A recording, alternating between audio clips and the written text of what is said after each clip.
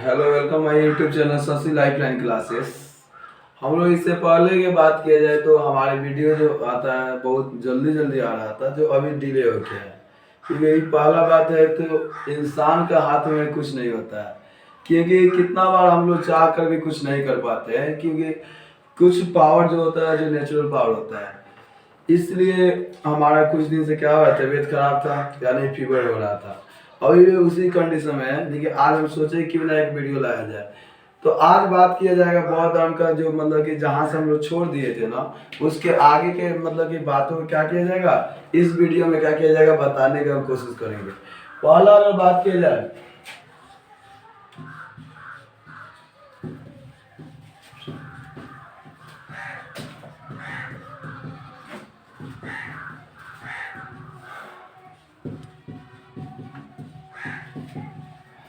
पहला बात किया जाए तो हम लोग बौद्ध धर्म जो था इसका पार्ट 1 हम लोग क्या कर चुके थे, पढ़ चुके थे। अब यहाँ बौद्ध धर्म का हम लोग मतलब कि जो भी था, मतलब कि बातों को, जो बेसिक बातों को उसमें बताया गया था कि बौद्ध धर्म का जो संस्थापक थे वो गौतम बुद्ध थे। गौतम बुद्ध का जन्म बताते थे कि 563 ईसा पूर्व में हुआ था, और उनका मृत्यु हुआ था 483 ईसा पूर्व में। यानी कि उनके 80 साल तक क्या किया था अपने जीवन में उन्होंने जिए थे। और उनका बचपन का नाम सिद्धार्थ था, और उनका माता पिता का नाम सुधोधन उनके पिताजी का नाम था, और उनके माता जी का नाम महामाया था। और उनके दूसरकी जो माँ थी, यानी कि उनकी मौसी, जिनका नाम था महाप्रजापति गौतमी। उनके एक औरत से जो शादी हो रहा था जिनका नाम था यशोधारा, और उनके शरीर से एक पुत्र का जो जन्म हुआ जिसका नाम था राहुल। तो बहुत सारे जानकारियों को पिछले मतलब कि जो भी वीडियो था उसमें जानकारी लिया गया था। साथ ही साथ हम लोगों ने इस बात को भी जाना था कि 29 वर्ष के अवस्था में उन्होंने क्या किए थे, अपने घर को त्याग दिए थे। और घर को त्यागने के बाद में जब घर को त्यागे तो उसको महावीर निष्कर्मण के नाम से जाने गए। 6 साल के कठोर तपस्या के बाद में गौतम बुद्ध को क्या हुआ था, मतलब कि संबोधि का प्राप्ति हुआ, यानी कि ज्ञान की प्राप्ति हुआ। उर्वेला जो जगह था जो बौद्ध गया में, वहां पर इनको क्या हुआ था, संपूर्ण ज्ञान की प्राप्ति हुआ। उसके बाद में उन्होंने पहला जो उपदेश था उन्होंने सरनाथ में जो दिए, ठीक है ना। सबसे ज्यादा अगर उपदेश की बात किया जाए तो सरवस्ती जो जगह था वहां पर सबसे ज्यादा उपदेश दिए थे। और इस सभी जितना भी बेसिक बातें था हम लोग पार्ट 1 में क्या कर चुके थे, इसको जान चुके थे। अब बात किया जाए कि गौतम बुद्ध ने जो 4 आर्य सत्य जो था उसको मतलब जैसे दुख, दुख समुदाय, दुख निरोग और दुख निरोग मार्ग, जो 4 मार्ग था, बताया था कि पूरी दुनिया मतलब दुख से क्या है, ग्रसित है। इसके मतलब कि क्या करना चाहिए, दुखों से अगर क्या करना, पार पाना है, तो लोगों को मतलब कि अष्टांगिक मार्ग बताए। इस रास्ते पर अगर चल कर क्या हो सकता है, हर लोग अपने दुखों को क्या कर सकता है,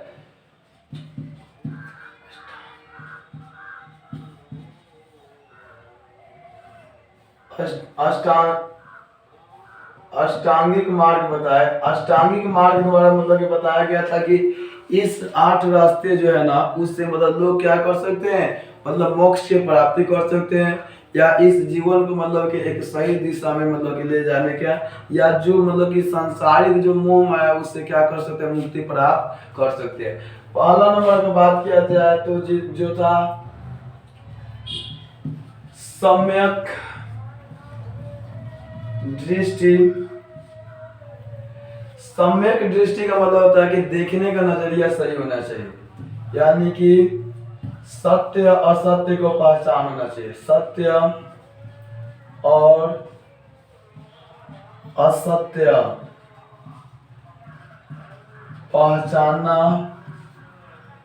और देखने का नजरिया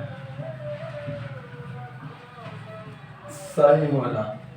इसका सही मतलब यही होता है कि देखने का नजरिया सही होना, या मतलब कि सत्य और असत्य को पहचानना ही बोला जाता है सम्यक दृष्टि।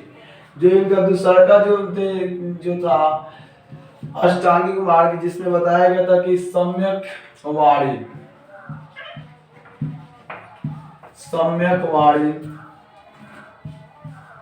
इसके मतलब होता है कि जो भी बातें हैं ना, यानी कि जीवन में मतलब कि सत्य उनके बातों को क्या करना चाहिए, बोलना चाहिए, यानी कि सत्य वारी बोलना, या सत्यवादी को बोलिए, या जीवन में मतलब कभी क्या करना चाहिए, मतलब कि आपके कारण दूसरे आदमी को कभी मतलब कि बुराई नहीं करना चाहिए, इसी को बोला गया था सम्यक वादी। तीसरा का जो सबसे ज्यादा जरूरी था जिसका नाम था सम्यक कर्म, सम्यक कर्म, यानी कि आपका जो कर्म होना चाहिए ना, आपको जो काम करने का तरीका होना चाहिए वह सही होना चाहिए, यानी कि तो काम करने का तरीका क्या होना बच्चे, काम करने का तरीका सही होना। इसके बाद में जो चौथा नंबर जो बातों को बताए थे जिसका नाम था सम्यक संकल्प, सम्यक संकल्प, यानी कि जिस बातों को निश्चित कर लीजिए ना कि हमें आज से ही सही काम को करना है, हमें आज से ही मतलब कि अपने जीवन को बदलना है, तो उसी दिन से मतलब उस रास्ते पर लग जाना चाहिए, और साथ ही साथ आपका जो संकल्प होना चाहिए ना वो सही मार्ग पे होना चाहिए, यानी कि इसी को बोला जाता है सही संकल्प करना या सही रास्ते को चुनना, रास्तों के लिए कठोर वचन लेना। जो आप लोग का पांचवा नंबर था जिसका नाम है सम्यक आजीव, ठीक है ना बच्चे, सम्यक आजीव, यानी कि इसके मतलब होता है कि सही तरीके से कमाना चाहिए। क्या होता है बच्चे, सही तरीके से कमाना, सही तरीके से कमाना, या मतलब कि जीवन में मतलब कि सही रास्तों को चुनकर क्या करना चाहिए, आगे बढ़ना चाहिए, वही बोला जाता है। छठा नंबर जो है जिसका नाम है सम्यक व्यायाम,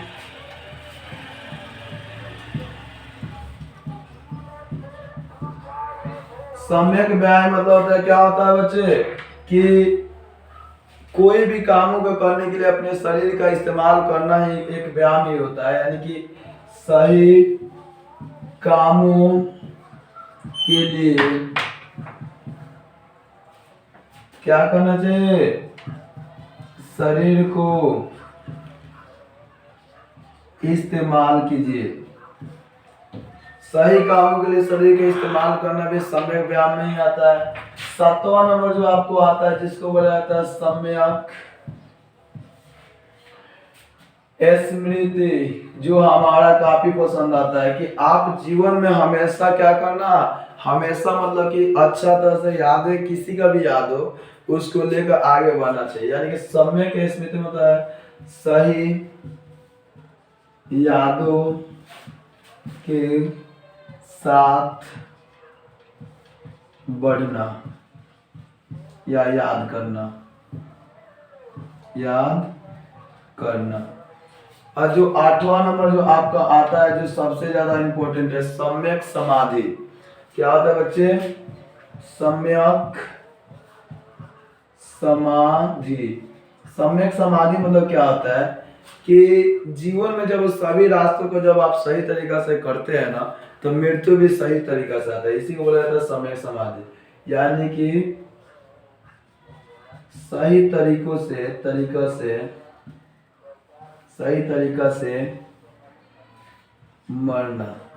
जैसे कि आप लोग आसान भाषा में बताया ना, तो गांव का एक मतलब कि परंपरा होता है जो लोग नहीं कहते हैं कि किसी को मतलब ज्यादा लंबा समय से बीमार पड़ जाता है तो हे भगवान इन्हें उठा लो, तो मतलब कि इनका कष्ट देखा नहीं जाता है, तो इस सब रास्तों से बचने के लिए मतलब क्या होता है, सम्यक समाधि भी होता है।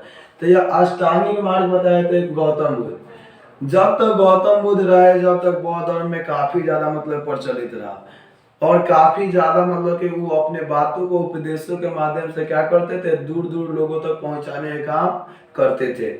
लेकिन जैसे 483 ईसा पूर्व आया, उनका मृत्यु हो गया। बौद्ध धर्म क्या हो गया बच्चे, मतलब कि अलग अलग भागों में बंटना शुरू हो गया। अब बौद्ध धर्म जब अलग अलग भागों में बंटना शुरू हो गया, तो उसके साथ ही मतलब क्या होता है कि मतलब कि बहुत सारे संगीतियाँ हुए, जिसमें 4 संगीतियाँ हुए। तो बौद्ध धर्म के कौन कौन सा 4 संगीतियाँ है, इसके बारे में हम लोग जानेंगे। पहले एक बार क्या कीजिए, आप लोग स्क्रीन शॉट लेना हो तो स्क्रीन शॉट ले लीजिए।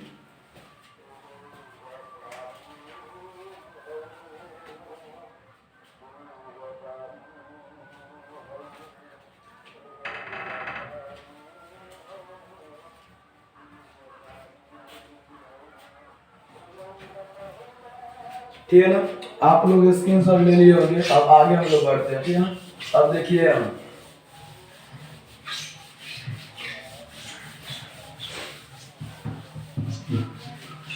गौतम बुद्ध के मरने के बाद जैसे उनके जो प्रिय शिष्य थे, जमाली तो उनके प्रिय शिष्य थे उपाली, आनंद, ये सब लोग क्या किए बच्चे, मतलब कि देखिए इसके बाद हम लोग जैन धर्म पढ़ने वाले हैं। जिस कारण से जैन धर्म के मतलब कि क्या हुआ है, इस बातों को याद आ गया, तो जिस कारण से इसके बाद आप लोग नेक्स्ट वीडियो हम लोग जैन धर्म से पढ़ेंगे। और यहाँ पर ध्यान दीजिए जो सबसे ज्यादा इम्पोर्टेंट है, जब क्या हुआ, जब बौद्ध धर्म में यानी कि क्या हुआ, बंटना शुरू हुआ, तो संगीतियाँ वहां होना चालू हुई। संगीति मतलब क्या होता है कि संगीति मतलब होता है सभा, यानी कि कुछ मतलब लोग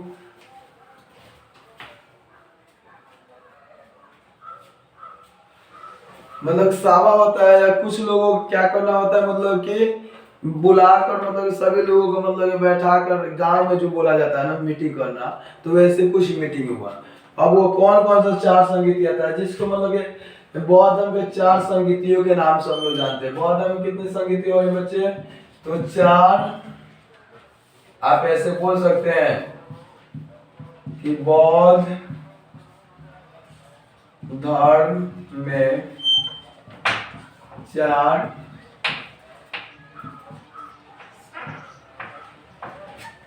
संगीतियां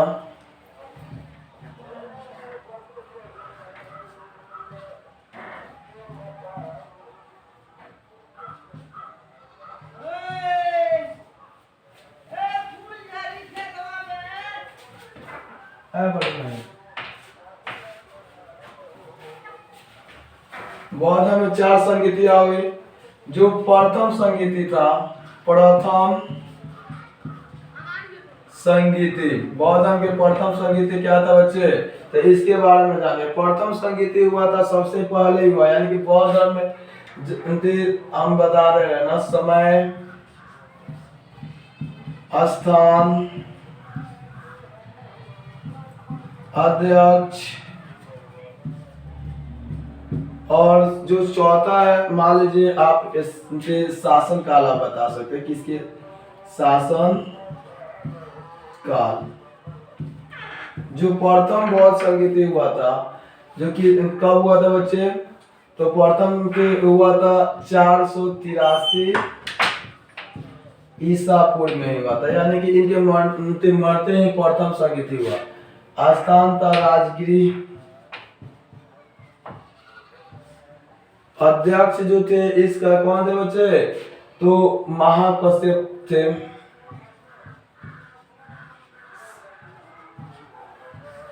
और शासन काल किसके शासन काल में हुआ, अगर आपसे कोई पूछे तो क्या बताइएगा, तो ये आजाद शत्रु के शासन काल में, आजाद शत्रु के शासन काल में क्या हुआ था बच्चे, बौद्ध प्रथम संगीति हुआ था। अगर बात की जाए द्वितीय बौद्ध संगीति का, तो द्वितीय बौद्ध संगीति कब हुआ था, यानी कि समय, स्थान, अध्यक्ष और शासनकाल।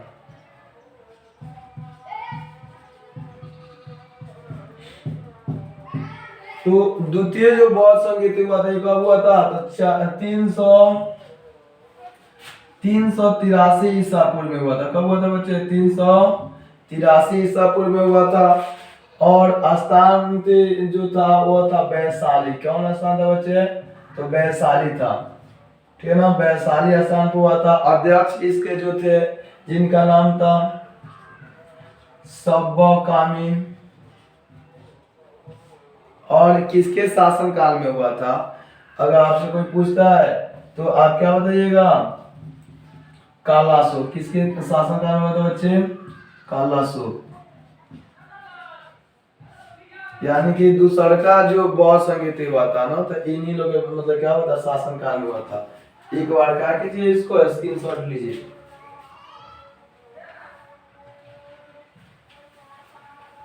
अब बात किया जाए तीसरा यानी तृतीय अगर बात किया जाए तृतीय और चौथी बौद्ध संगीति, तो आइए हम डिटेल में बता रहे हैं आप लोग को। जो तृतीय जो था तृतीय संगीति और जो था चतुर्थ संगीति,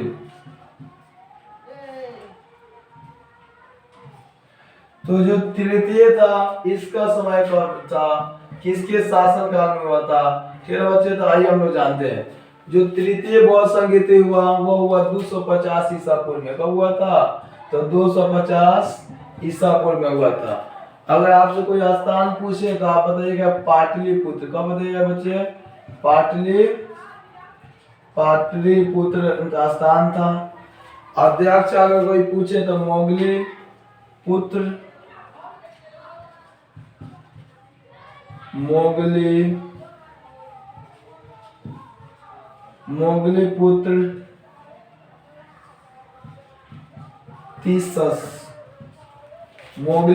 तीसस थे।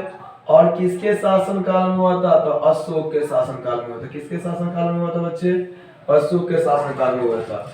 अब बात किया जाए चौथा, तो चौथा हुआ था बच्चे 98 ईस्वी में हुआ था, या इसको प्रथम शताब्दी भी लोग बोलते हैं। प्रथम शताब्दी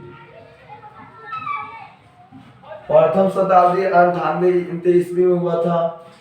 स्थान था बच्चे कुंडलग्राम।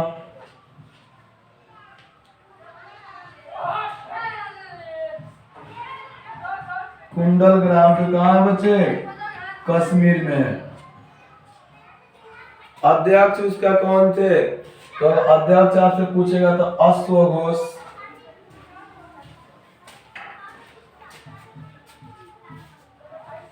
किसके अध्यक्षता में हुआ था बच्चे? तो अश्वघोष के अध्यक्षता में हुआ था। और जो किसके शासन में काल में हुआ था? तो कनिष्क। आप पूछेगा कोई किसके शासन काल में है? तो कनिष्क। अब चारों के बारे में डिटेल में बता दें। ये 4 संगीतियां हुआ था। प्रथम हुआ था वैशाली में, राजगिरी में। दूसरा का हुआ था वैशाली में। तीसरा का हुआ था आपका हुआ था पाटलिपुत्र। और चौथा हुआ था कुंडलग्राम कश्मीर में। और अध्यक्षता में आप लोग सब जानिएगा अलग अलग अध्यक्षता। फिर भी बौद्ध क्या हुआ धर्म मतलब कि क्या हुआ, किसी ने भी इस पूरे मतलब कि संगीति में भी बौद्ध धर्मों के मतलब लोगों को क्या कर पाए, नहीं समझा पाए। और बौद्ध धर्म आगे चल के 2 भागों में टूट गया। एक के नाम था हीनयान और दूसरा का नाम था महायान। अब चलिए हम लोग हीनयान और महायान के बारे में जाने कि हीनयान और महायान क्या है। अगर आप लोग क्या हुआ है नहीं है तो क्या कीजिए, इसको स्क्रीनशॉट लीजिए।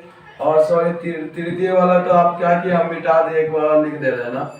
कब हुआ था? 250 में ईसा पूर्व में हुआ था। स्थान अगर कोई पूछ दे, स्थान क्या बताएगा? पाटलिपुत्र। अध्यक्ष कौन थे बच्चे? तो अध्यक्ष थे इसके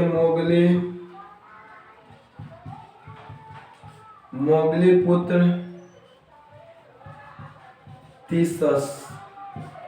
और किसके शासन काल में हुआ था ना? शासन मतलब होता है राजकाल किसका चला था, जो संरक्षण देने का काम किया था, इसको संरक्षण ही बोला जाता है। तो किसके संरक्षण में हुआ था बच्चे? यह तो अशोक। क्योंकि अशोक को बारे में आप लोग जानते हैं कि जब क्या हुआ था 261 ईसा पूर्व में जब कलिंग का युद्ध हुआ तो उनके हृदय में परिवर्तन आया था और आगे चल के उन्होंने बौद्ध धर्म के अपनाने का काम किए थे।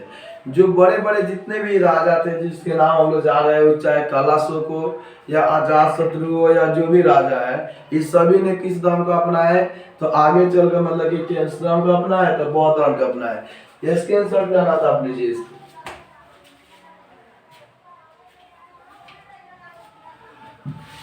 आगे चलिए हम लोग बात किया जाए, ठीक है ना बच्चे। तो बौद्ध धर्म क्या हुआ? दो भागों में टूट गया। अभी हम बता रहे हैं जब गौतम बुद्ध की मृत्यु हो गया तो ये चार संगीतियां कहने का मतलब है कि वो लोग का क्या था, एक सभा था जिसमें यह समझाने की कोशिश किया कि बौद्ध धर्म को एक ही जैसा चलाया जाए, पर यह चलाना संभव नहीं हुआ और बौद्ध धर्म दो भागों में टूट गया। बौद्ध धर्म जो था बच्चे कितने भागों में टूट गया था? बौद्ध धर्म दो भागों में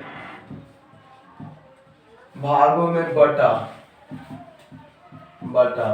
पहला जो था जिसको बोला गया हीनयान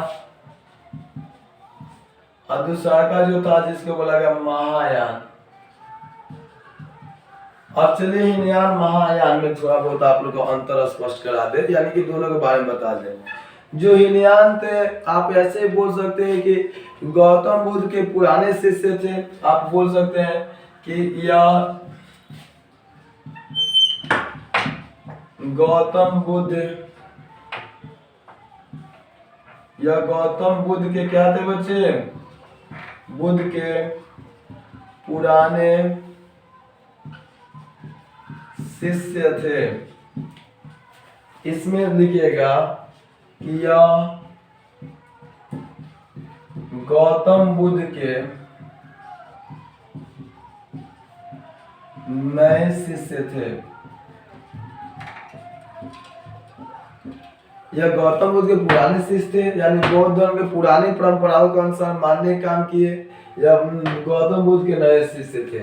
इसका पहला नंबर पॉइंट में आप लोग लिख सकते हैं, अगर एग्जाम में आपको पूछ दे तो।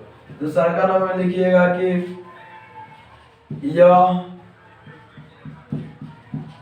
गौतम बुद्ध को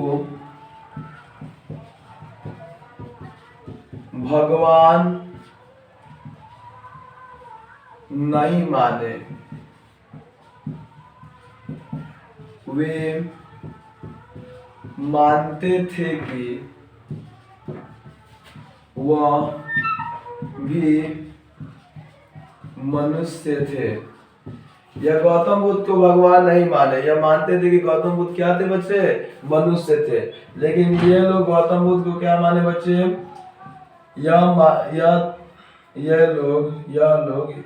ये लोग बोल सकते हैं आप लोग, ये लोग गौतम बुद्ध को भगवान मानते थे। आगे चलिए हम लोग तीसरा का अंतिम नंबर पॉइंट पे बात किया जाए तो हीनयान वाले लोग क्या किए? लोग मूर्ति पूजा के कट्टर विरोधी था लोग। या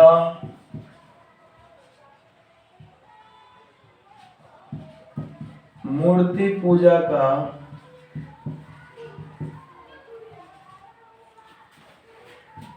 कट्टर विरोधी थे लोग। यह मूर्ति पूजा के कट्टर विरोधी थे।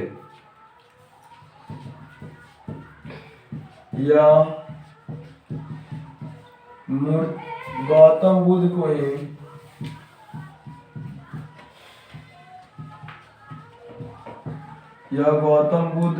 ही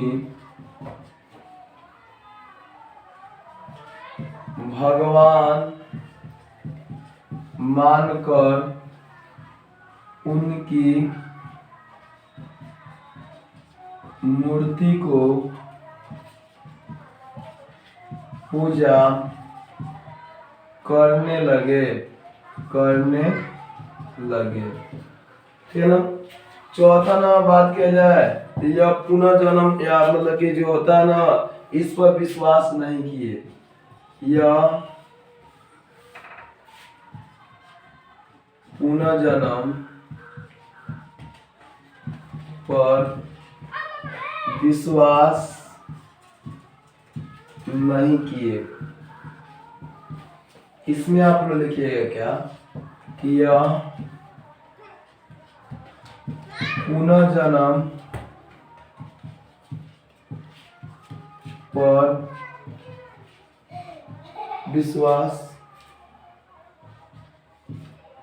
विश्वास किए।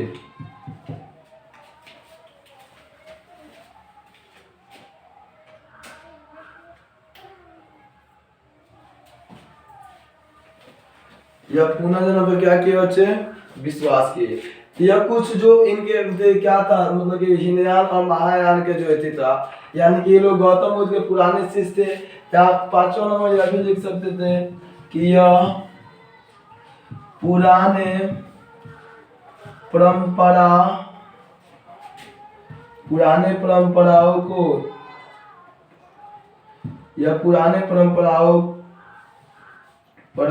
को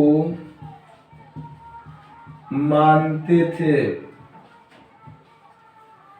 यानी पुराने परंपरा कौन सा जो गौतम बुद्ध बताए थे उस सब परंपराओं को मानते थे।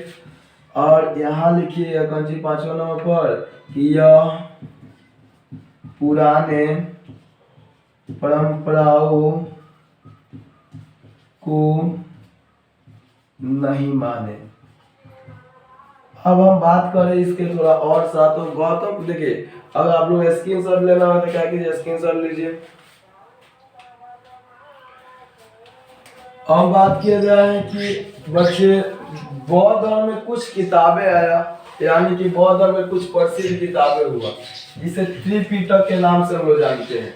ठीक है ना, त्रिपिटक के नाम से जानते हैं। गौतम बुद्ध की जीवनी पर या उनके उपदेश या उनके मतलब बताए जो भी मतलब कि क्या था नियम कानून था, उसको 3 किताबों में क्या किया गया, बांधा गया, जिसको त्रिपिटक के नाम से जाना गया। कौन पिटक के नाम से जाना गया बच्चे? तो त्रिपिटक मतलब कि 3 गो पुस्तक था। पहला का नाम आप लोग बोल सकते हैं विनय पिटक। दूसरा का जो पुस्तक था जिसका नाम था सुत्त पिटक।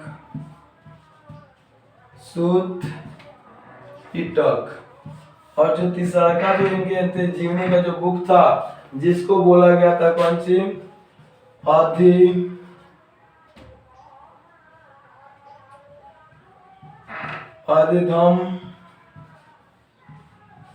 आदिधम पिटक। तो ये 3 इनकी किताबें थी। इसको 3 टोकरी के भी नाम से जाना जाता है। कितना बोला बच्चे? 3 टोकरी। बौद्ध में इसको क्या बोला जाता है बच्चे? 3 टोकरी। इसमें गौतम बुद्ध के मतलब कि बताए नियम कानून को बताया जाता है।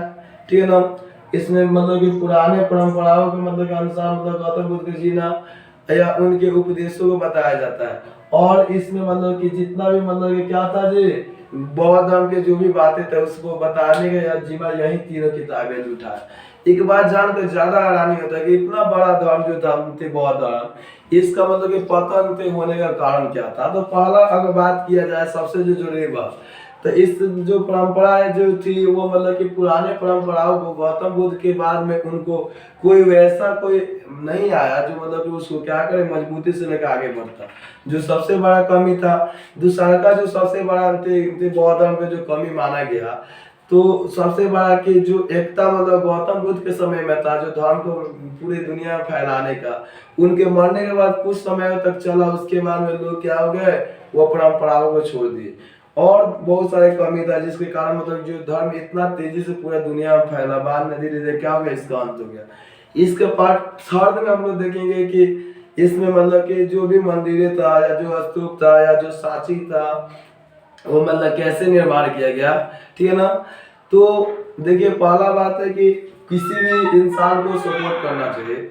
आप लोग क्या कीजिए, मेरे जो चैनल है शशि लाइफलाइन क्लासेस, इसको ज़्यादा से ज़्यादा शेयर कीजिए, ज़्यादा से ज़्यादा सब्सक्राइब कीजिए और इसको लाइक कीजिए, ताकि मतलब कि हम क्या कर सके आप लोग के साथ मतलब हमेशा आते रहे और आप लोग के साथ जुड़े रहे।